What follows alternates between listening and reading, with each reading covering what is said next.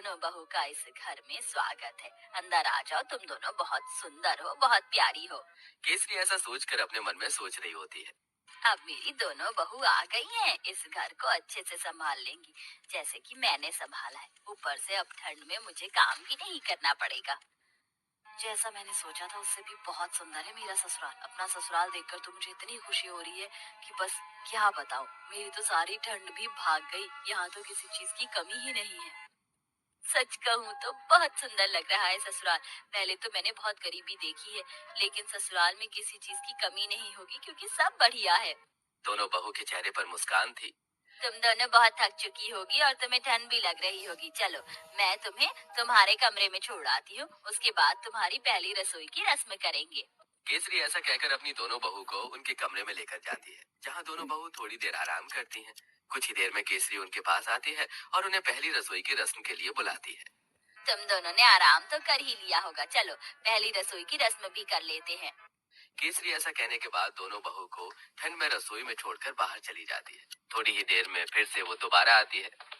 मुझे माफ कर देना, मैं तो तुम्हें सामान निकाल कर देना ही भूल गई, अभी देती हूँ। केसरी रसोई में आकर एक कटोरी लेती है और उसमें 6 चम्मच चीनी डालती है, 2 गिलास दूध निकाल कर रख देती है और साथ में 2 कटोरी चावल निकाल के डोंगे में रख देती है। ये रहा सारा सामान। अब तुम अच्छी सी स्वादिष्ट खीर बनाकर सभी के लिए मीठे में लेकर आ जाना। केसरी इतना कहकर रसोई से बाहर चली जाती है और दोनों बहू एक दूसरे की तरफ देख रही होती है। लगता है माँ जी हमें कुछ ज्यादा ही भली समझ रही हैं। मुझे तो लगता है कि उन्हें ये लग रहा होगा कि हमें खाना बनाना ही नहीं आता। चलो, कोई बात नहीं, हम अपने हिसाब से बना लेते हैं। ज्यादा बनाएंगे ताकि रात को खाने को मिल जाए। खाने के बाद कुछ मीठा अच्छा लगता है। इस तरह आराध्या और राधिका दूध चीनी चावल निकाल कर ज्यादा सी खीर बना लेती हैं, जिसके बाद वो खीर परोसकर घर में सभी को देती हैं। बहुत अच्छी खीर बनाई है। वैसे ठंड में खीर अच्छी लगती है, लेकिन चलो खाना तो अच्छा बनाना आता है तुम्हें। कितनी अच्छी बात है, मेरी बहू तो बिल्कुल मेरे जैसी आई है, थोड़े सामान में ही अच्छा खाना बनाना।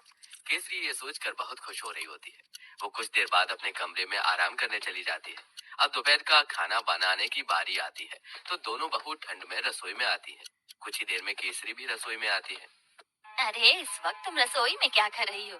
माँ जी, हमने सोचा कि समय पर ही दोपहर का खाना बना देते हैं। अरे, दोपहर के खाने की क्या जरूरत है, सीधा शाम को खाना बनाना चाहिए ना। वैसे भी ठंड में इतनी भूख कहाँ लगती है। और इस पतीले में क्या रखा है? केसरी तब पतीले को देखती है तो उसके अंदर खीर होती है। हे भगवान, इतनी सारी खीर! तुम दोनों ने इतनी सारी खीर कैसे बना दी, जबकि मैंने तुम्हें सिर्फ 2 कटोरी चावल दिए थे, 2 गिलास दूध दिया था।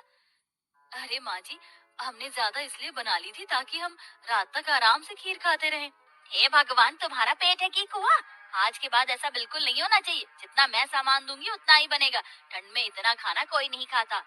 लेकिन माँ जी, लेकिन वेकिन कुछ नहीं। इस घर को चलाना है या घर की बर्बादी करनी है? आज से ही अपने कान में आटा लगा लो, फिर ये गलती नहीं होनी चाहिए। राम राम राम, इतनी सारी खीर देखकर कहीं आज मुझे हार्ट अटैक ही ना आ जाए। ऐसा बोलते बोलते केसरी अपने कमरे में चली जाती है और दोनों बहू ठंड में कांपते हुए एक दूसरे को देखती रह जाती हैं। फिर आती है रात को खाना बनाने की बारी। तो रात को जब खाना बनाने दोनों बहू ठंड से कांपते हुए रसोई में जाती हैं, उनसे पहले वहां केसरी मौजूद होती है। उसने पहले ही सब कुछ गिनती करके निकाला होता है। देखो बहू, ये एक बैंगन है, 4 आलू हैं, साथ में मैंने आटा निकाल कर रख दिया है। इस आटे में से केवल 10 रोटी बननी चाहिए। 2 मेरी, 4 तुम दोनों की और 4 दोनों मेरे बेटों की। ऐसा कहकर केसरी रसोई में चली जाती है। इस तरह दोनों ही बहू कंजूस सास से बहुत ज्यादा परेशान हो जाती हैं। रोटी बनाते बनाते आखिरी में 10 रोटी के बाद एक लोई रह जाती है। दोनों बहू वो भी बना देती हैं।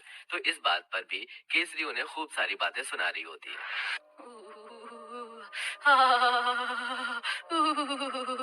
बहुत ठंड लग रही है। एक तो घर के सारे काम करो, ऊपर से खाना भी बनाओ तो गिरी तीखा। मेरा तो पेट भी नहीं भरता। पता नहीं कंजूस सास हमें कुछ खाने क्यों नहीं देती। सही बोल रही हो।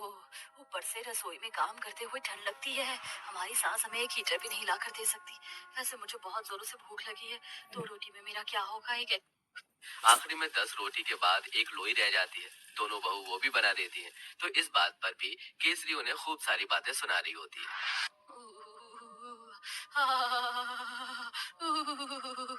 बहुत ठंड लग रही है।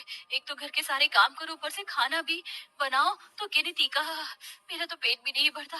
पता नहीं कंजूस सास हमें कुछ खाने क्यों नहीं देती।